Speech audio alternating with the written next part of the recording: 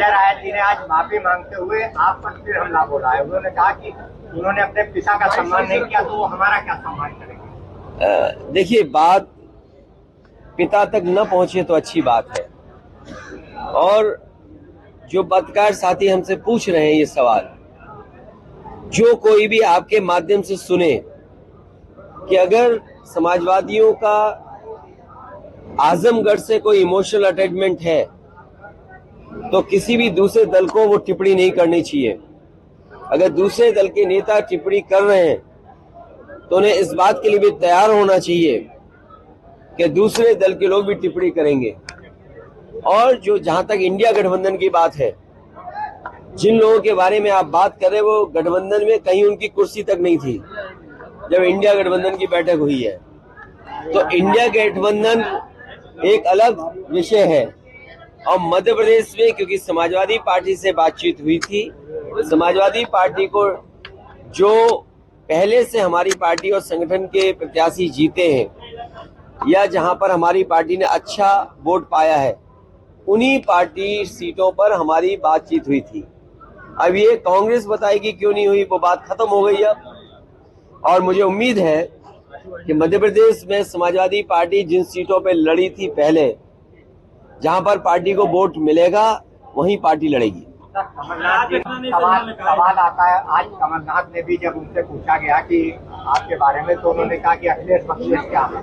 हाँ, ये बात तो ठीक कही उन्होंने कि वकीलेश कौन है, अखिलेश तो है ना। तो अगर ये बातें अगर कहेंगे तो समाजवादी पार्टी भी इन बातों को कह सकती है, लेकिन उन उलझनों में हम नहीं फंसना चाहते।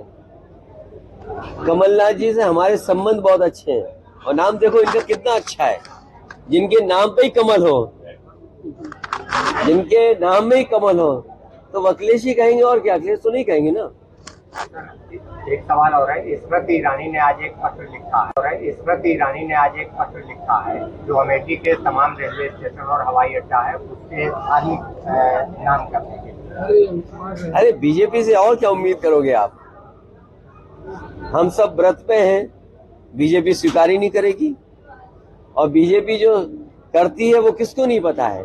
ये कोई नई बात है क्या, ये बीजेपी का तरीका है काम करने का। लेकिन अगर उनसे ये पूछो कि आज महंगाई बढ़ गई है, बेरोजगारी बढ़ गई है, बिजली का बिल आम आदमी नहीं दे पा रहा है, हरदोई में किसी किसान का अभी तक धान खरीदने का इंतजाम नहीं होगा, जो एमएसपी है जो मिलना चाहिए वो तक सरकार नहीं दे पा रही है। और कहाँ सरकार सपना दिखा रही थी कि आय दोगुनी होगी किसान की।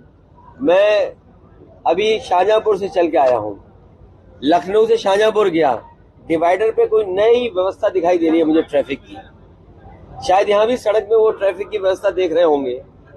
तो सोचिए, अगर ट्रैफिक व्यवस्था का सब इंतजाम किसी के हाथ में चला जाएगा तो लोग मरेंगे कि नहीं मरेंगे। हरदोई में भी लोग मरे होंगे। सर, स्वामी प्रसाद मौर्य का जनगणना को लेकर कांग्रेस भी मुखर है, आप भी मुखर। क्या बात है, इतने सीनियर जर्नलिस्ट हो, जो राजनीतिक मुझे उम्र से आप लग रहा है कि आप सीनियर जर्नलिस्ट होंगे। ये कहिए कि कांग्रेस पार्टी अब मुखर हुई है। ये वही कांग्रेस पार्टी है जिसने जाति जनगणना के आंकड़े नहीं दिए, जाति जनगणना नहीं होने दिए। ये चमत्कार है, प्रखर मत बोलिए, ये चमत्कार है। क्योंकि सबको एहसास हो गया है कि जब तक पिछड़े, दलित और आदिवासी और अल्पसंख्यक भाइयों का साथ नहीं लोगे तो आप कामयाब नहीं होगे। आपने नहीं देखा, प्रधानमंत्री जी खुद कहते हैं हम पिछड़े हैं। तो अगर पिछड़े, दलित और आदिवासी और अगड़े भी कुछ अगर जाति जनगणना मांग रहे हो तो इसमें क्या बात है। तो ये तो चमत्कार सही है कि कांग्रेस पार्टी भी चमत्कार में आ गई और कह रही है उन्हें भी जाति करना चाहिए, क्योंकि उन्हें पता है कि वो वोट जो ढूंढते थे वो वोट अब उनके साथ नहीं है। तल्खी की यही तो वजह नहीं है। नहीं, तल्खी की वजह ये नहीं है। तल्खी की वजह मैंने आपको बता दिया कि अगर आजमगढ़ के साथ किसी पार्टी के लोगों का इमोशन है तो दूसरे पार्टी के लोगों को बड़ा सावधान होकर के बोलना चाहिए। क्योंकि अगर वो आजमगढ़ के लिए बोल रहे हैं तो उनके भी क्षेत्र हैं जिनसे उनका भी इमोशन है। अगर हम लोग उस तरह की टिप्पणी करेंगे तो आपके पास जवाब नहीं होगा।